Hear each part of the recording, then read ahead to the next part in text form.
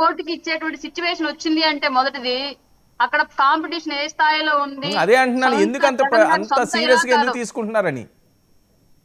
Sir అంత సీరియస్గా ఎందుకు తీసుకుంటున్నారు ఒక జడ్పీటీసీకి? ఒక జడ్పీటీసీ ఏం కాదు సార్, మాకు స్టేట్ అంతా సీరియస్. కింది స్థాయి నుంచి వార్డు మెంబర్ నుంచి ముఖ్యమంత్రి వరకు మేము ప్రతిదీ సీరియస్ గానే తీసుకున్నాం. ప్రజలకు సంబంధించినటువంటి ప్రతి పదవి కూడా అది కూటమి ఆధ్వర్యంలో ఉండాలి, పని చేయాలి అని చెప్పేసి భావిస్తున్నాము. పులివెందుల నియోజకవర్గ ప్రజలకు అన్యాయం జరగడం మాకు ఇష్టం లేదు. అక్కడ కూడా మా పార్టీ యొక్క ప్రాతినిధ్యం ఉండాలి, వాళ్ళకి మా ద్వారా మంచి జరగాలని చెప్పేసి మేము బలంగా కోరుకుంటున్నాం. కాబట్టి 100% పులివెందుల్లో మేము గెలవాలని కోరుకుంటాం తప్పనిసరిగా. కానీ అదే తాపత్రయం జగన్మోహన్ రెడ్డి గారికి లేదు. అందుకే ఇప్పటి వరకు అక్కడికి వచ్చి కనీసం అతని సొంత ఇలాకాల ప్రచారానికి కూడా ఆయన రాలేదు.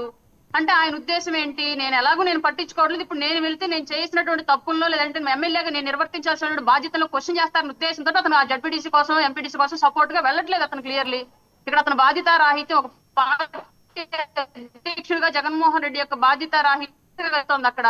అలాగే పులివెందుల ఎమ్మెల్యేగా అతని యొక్క బాధ్యత రాహిత్యం క్లియర్ గా కనిపిస్తోంది అక్కడ. అసెంబ్లీకి రాడు, నియోజకవర్గంలోకి వెళ్ళడు. అతను ఎక్కడ పరిమితం అవుతున్నాడు, ఏం చేస్తున్నాడు అని క్లియర్ గా రాష్ట్ర ప్రజలందరికీ తెలుసు.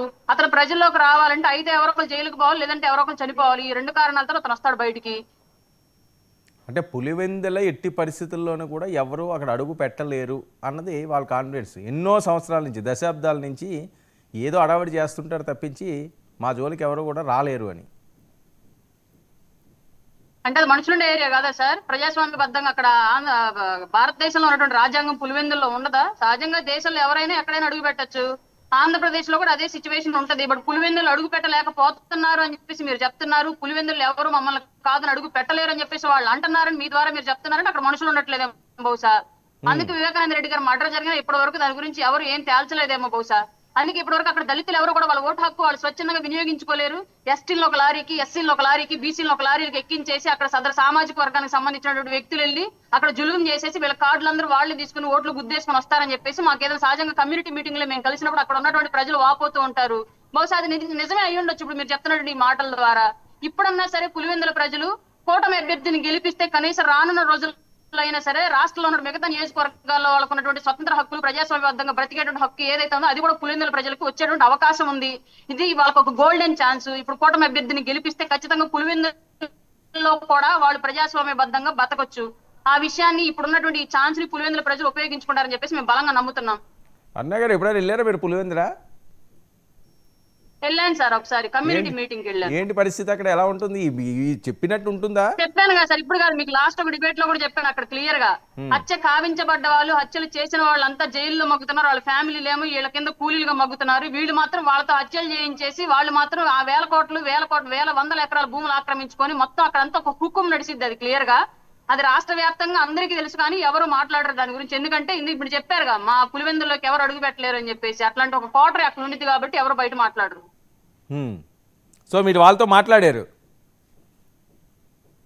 Clearly sir. మీరు రాయలసీమలో ఎక్కడ ఏ కమ్యూనిటీ మీటింగ్ మీకు సంబంధించి మీ కమ్యూనిటీ మీటింగ్లు ఏమన్నా మీరు అటెండ్ అవ్వండి, తెలుస్తుంది మీకు రాయలసీమలో జరుగుతున్నటువంటి దాష్టికాలు ఏంటియో.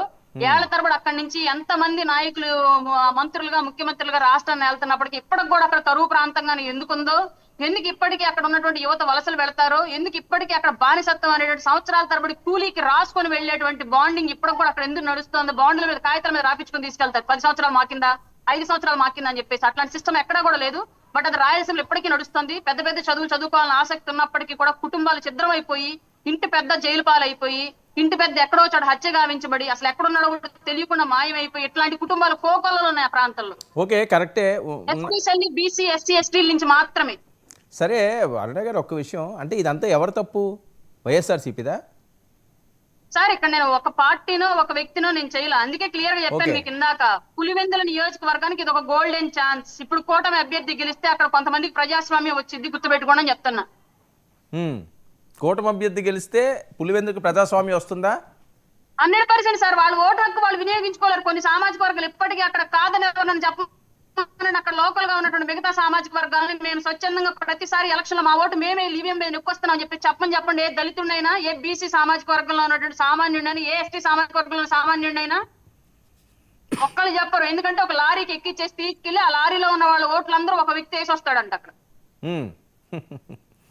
ఇంకా అలాంటివి నడుస్తున్నాయండి?